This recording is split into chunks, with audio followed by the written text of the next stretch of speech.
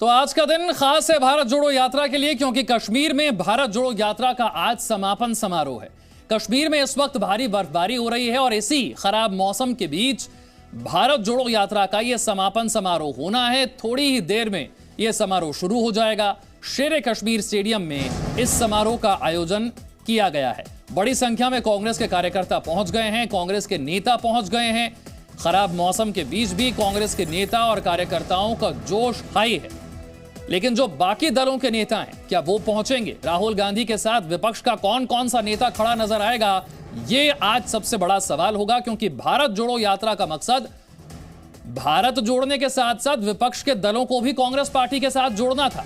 इसमें कितना सफल हो पाए राहुल गांधी, वो आज जो मंच की तस्वीर होगी उसी से स्पष्ट हो पाएगा कि आज 2024 के लोकसभा चुनाव को ध्यान में रखते हुए कितने विपक्षी दल कांग्रेस पार्टी के साथ जुड़ रहे हैं। ये जूस और आइसक्रीम शॉप चलाते हैं और हर महीने 3 लाख तक कमाते हैं। आपको शुरू करना है, इनसे सीखना है तो फ्रीडम ऐप को अभी डाउनलोड कीजिए। तो तस्वीरें देखिए, भारी बर्फबारी के बीच शेर कश्मीर स्टेडियम में आज ये समापन समारोह है जिसका आयोजन किया गया है।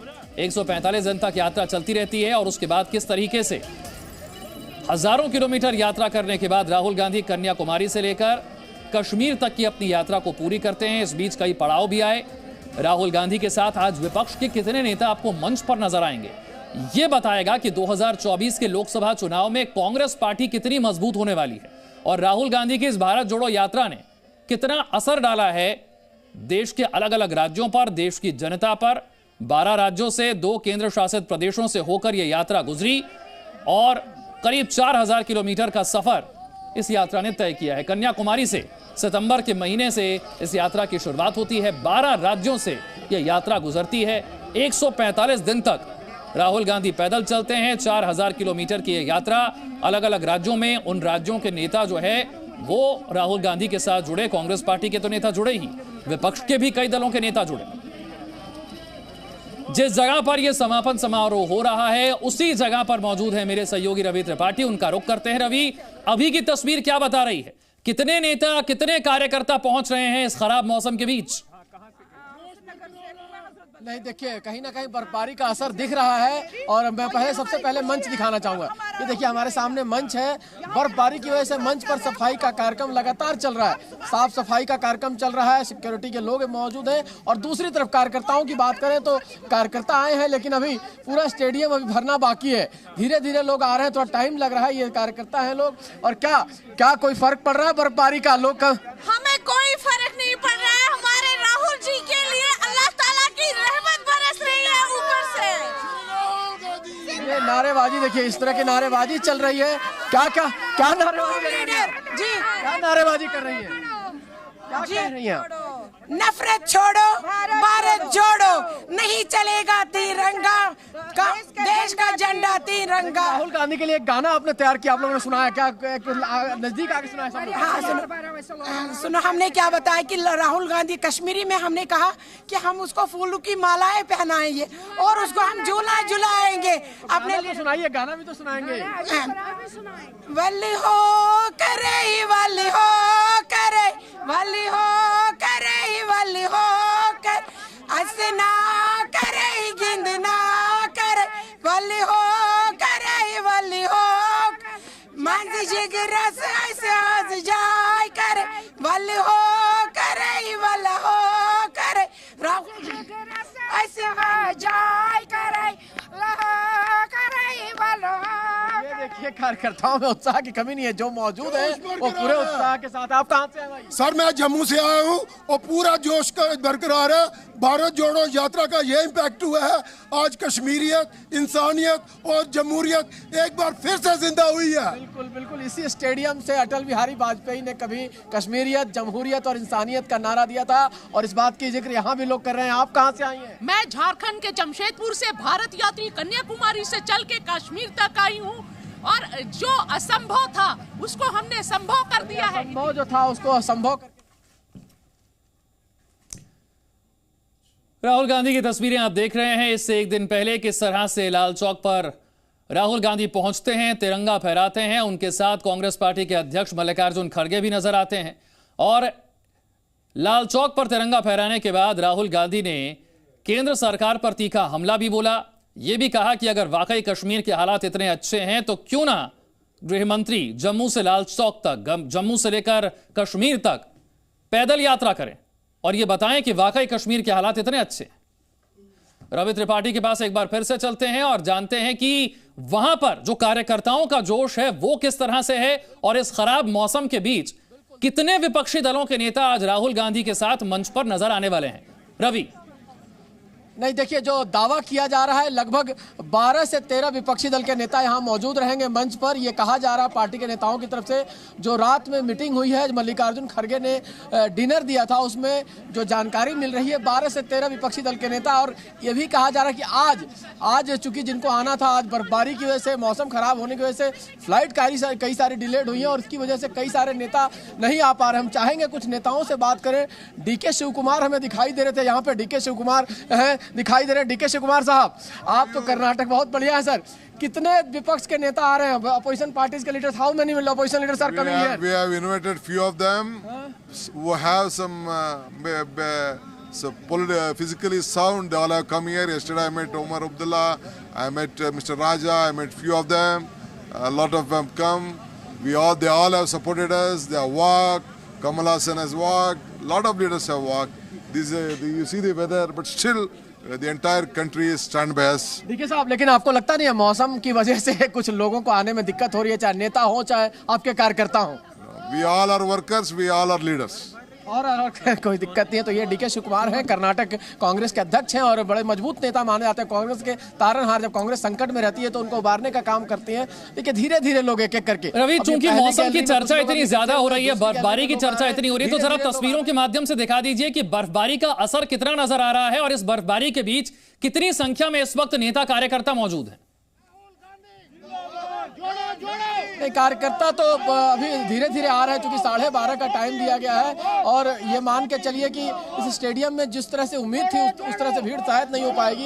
ये तस्वीर दिखाना चाहेंगे। देखिए, ये तस्वीर है, क्योंकि कार्यकर्ता तो है लेकिन अभी भी कई सारी कुर्सियां खाली हैं और इसका चूंकि इंतजार किया जा रहा है, 12:30 बजे से लेकर 2:30 बजे तक का टाइम है। क्या लगता है आपको, अभी भी लोग आएंगे? अभी मौसम की वजह से कई लोग नहीं आ पाएंगे, खड़े होकर बताइए। जी बिल्कुल, जो रास्ते की वजूहात है वो बहुत ख़राब है। जहाँ पे कुछ दूर दराज एरिया में बहुत ही स्नो पड़ चुकी है और रास्ते पूरे बंद हैं, जिसकी वजह से बहुत सारे लोग जो ना आ पाए और लोगों में जोश जज्बा है और बहुत सारे लोग आपको दिख रहे होंगे, बहुत सारे आ पहुँचे हैं और जो है उनमें जोश की कमी नहीं है, लेकिन जो नहीं आएंगे उनको आने में बहुत दिक्कत होगी। देखिए, आप लोग कहाँ से आए, खड़े हो ये बताइए। यूपी से आए हैं, कानपुर से आ गए आप लोग? जी जी। अरे तो भाई, यूपी वाले आ गए और श्रीनगर वाले को आने में भी दिक्कत हो रही है। आप लोग कहाँ रुके हुए हैं? हम लोग यहीं होटल में रुके हुए हैं, एक घंटा के पास। इतनी बर्फबारी देखी थी कभी नहीं देखी थी। ये मैं धन्यवाद देना चाहूंगा राहुल जी का। भारत जोड़ो यात्रा का जो कार्यक्रम हुआ उसमें पूरे इंडिया का हर कोने से इस कार्यक्रम में लोग आए और जो ये आनंद मिला। तस्वीर कैमरामैन से कहूंगा दिखाएं। देखिए, ये देखिए बर्फ का जो स्थिति है, ये है जमीन पर जिस तरह से बर्फ जमी पड़ी है और पैर हमारे जो है, हमारे पैर ऐसे लग रहे हैं कि थोड़ी देर बाद कटने वाली स्थिति में हो जाएंगे, जिस तरह से जकड़ रहे हैं पैरों में। चूंकि जिस तरह से बर्फबारी हो रही है और बर्फ के बीच चलना पड़ रहा है, उस वजह से पैरों में भी दिक्कत हो रही है और लोगों को आने में तो वाकई दिक्कत होगी। ये भारत जोड़ो यात्रा का मंच है जो आपको हम सामने दिखा रहे हैं और इस मंच पे कुछ नेता हैं जो इसकी तैयारी कर रहे हैं, कुछ कार्यकर्ता भी हैं जो यहाँ के लोकल इस तैयारी में लगे हैं और लोग सिक्योरिटी फोर्सेज के लोग भी हैं जो तैयारी में लगे हैं। लेकिन अभी पूरा स्टेडियम देखिए, अभी स्टेडियम की अगर क्षमता देखें तो मुझे लगता है कम से कम 25,000 से 30,000 की क्षमता होगी इस स्टेडियम की। लेकिन 25,000 से 30,000 लोगों को आना बहुत मुश्किल लग रहा है, जिस तरह से मौसम है, जिस तरह से रास्ते में संकट है। लेकिन फिर भी जो आएंगे उनमें जोश भरने का काम राहुल गांधी का है और सबसे बड़ी चुनौती है जो विपक्ष के नेता आएंगे उनको क्या मैसेज देना है, क्योंकि राहुल गांधी को 2024 के लिए विपक्षी एकता भी बनानी है। खाली कांग्रेस पार्टी को खड़ा करने से काम नहीं चलने वाला। देखिए, कांग्रेस पार्टी में एनर्जी आई है, इसमें कोई दो राय नहीं है। इस यात्रा का सबसे बड़ा फायदा अगर किसी को हुआ है तो कांग्रेस पार्टी को हुआ है और कांग्रेस पार्टी के कार्यकर्ताओं को हुआ है। राहुल गांधी को उन्होंने नेता मान लिया है, राहुल गांधी के पीछे खड़े होने के लिए तैयार है। लेकिन क्या विपक्ष भी राहुल गांधी को नेता मानेगा, ये सबसे बड़ी चुनौती है और इसके लिए राहुल गांधी को अभी मेहनत करनी पड़ेगी। ये पहली कोशिश है, अभी आगे कोशिश जारी रहेगी क्योंकि 1 साल का समय अभी है राहुल गांधी के पास और कांग्रेस पार्टी के पास। रवि, आपने बिल्कुल ठीक बात कही। एक बार फिर से तस्वीरें दिखाइए और तस्वीरों के साथ साथ मैं एक सवाल आपसे कर रहा हूं, वो ये जो आपने कहा कि बिल्कुल ठीक, विपक्ष यहां आएगा या नहीं आएगा, इसके अलावा ये जो यात्रा है ये कांग्रेस पार्टी के लिए सबसे जरूरी थी, क्योंकि जो बार बार आरोप लगता था कि सड़क पर कांग्रेस पार्टी नजर नहीं आती, लोगों के बीच नजर नहीं आती, कम से कम इस यात्रा के जरिए राहुल गांधी ने वो जवाब तो दे ही दिया, लोगों को भी अपने साथ जोड़ा और बड़ी संख्या में कार्यकर्ताओं में भी जोश भरने का काम किया। चाहे जो भी आए, राहुल गांधी बार बार ये कहते भी रहे हैं कि मौसम का कोई भी स्थिति हो, मौसम का कोई भी संकट रहे, उस संकट से हम भागने वाले नहीं और रुकने वाले नहीं है। तो ये स्टेडियम जो है शेर कश्मीर स्टेडियम है, और ये वही स्टेडियम है जहां से अटल बिहारी वाजपेयी जो पूर्व प्रधानमंत्री हैं, उन्होंने कभी जमहूरियत, इंसानियत और कश्मीरियत का नारा दिया था। तो आज उस स्टेडियम से राहुल गांधी क्या संदेश देके जाते हैं, इस बात पर भी सबकी निगाहें टिकी रहेंगी। तो कुल मिला जुला के मानिए कि आज स्टेडियम से कई सारे मैसेज मिलने वाले हैं। कांग्रेस के नेता किस तरह से मजबूती के साथ खड़े हैं पार्टी के साथ, और दूसरा विपक्ष के नेता किस तरह से कांग्रेस का साथ देंगे 2024 के चुनाव के लिए। तो तमाम सारे मैसेज आपको देखने को मिलेंगे इस स्टेडियम से, शेर कश्मीर स्टेडियम जो है श्रीनगर के। जितनी बेसब्री से इंतजार हो रहा है, राहुल गांधी यहां पर कितनी देर में पहुंचेंगे रवि?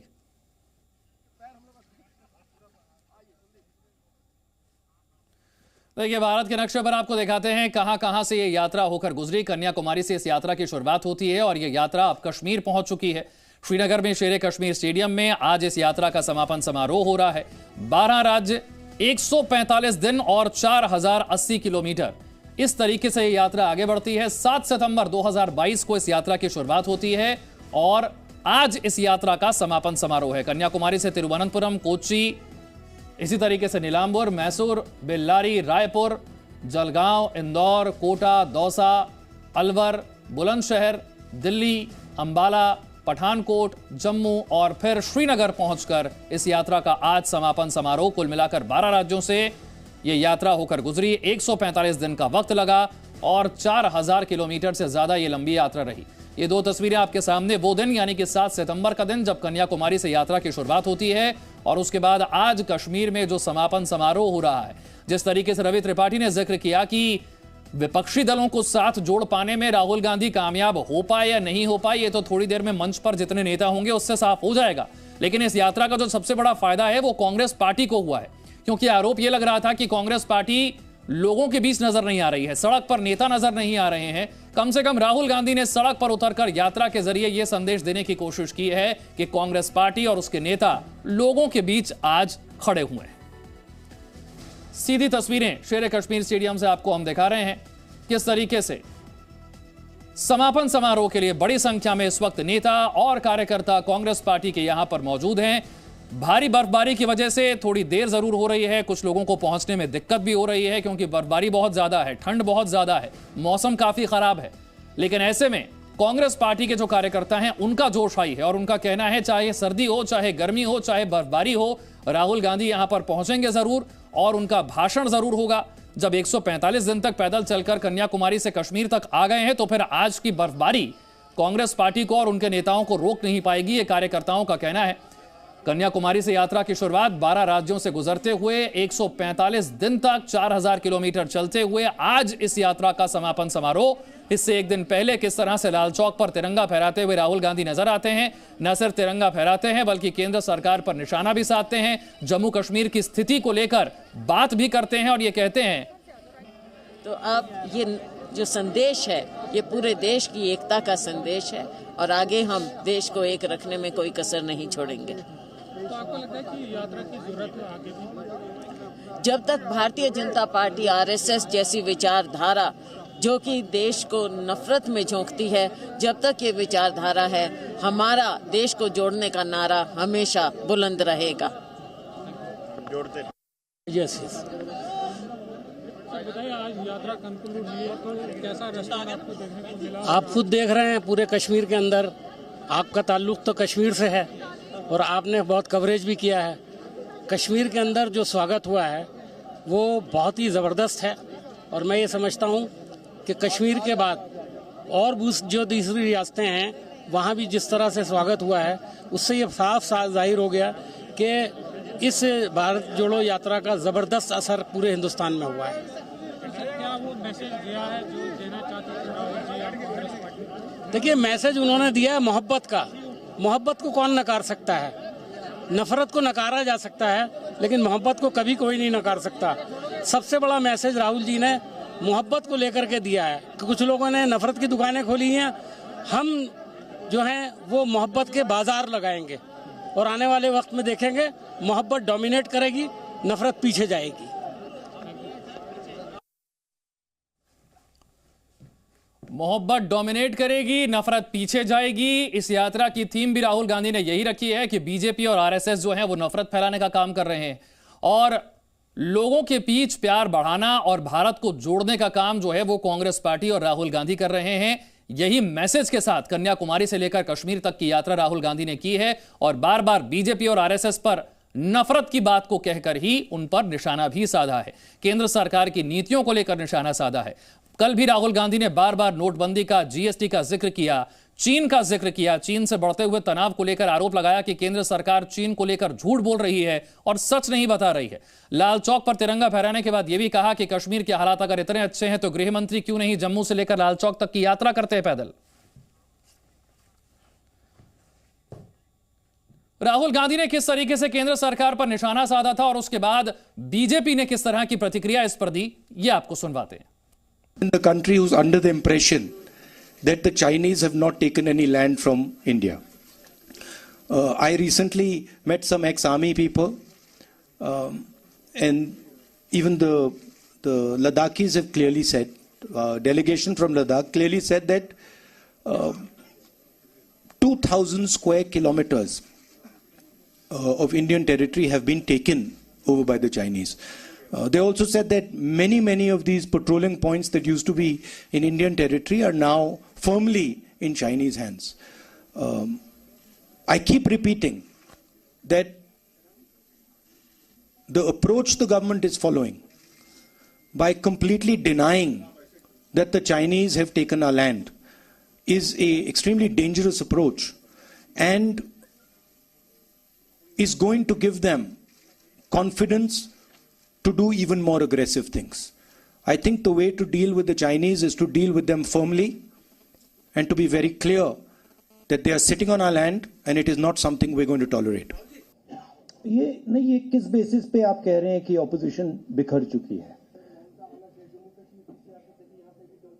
नहीं, देखिए, जो ऑपोजिशन यूनिटी आती है वो बातचीत के बाद, कॉन्वर्सेशन के बाद, एक विजन के बाद आती है। और ये कहना कि ऑपोजिशन बिखरी हुई है, ये सही नहीं है। जरूर ऑपोजिशन में डिफरेंसेस हैं, जरूर ऑपोजिशन में बातचीत होती है, बट ऑपोजिशन एक साथ लड़ेगी, एक साथ खड़ी होगी और विचारधारा की लड़ाई है जो एक तरफ आरएसएस बीजेपी वाले हैं और दूसरी तरफ नॉन आरएसएस बीजेपी की फोर्सेस हैं। In the country who's under the impression BJP RSS ने एक विजन दिया है, नफरत भरा,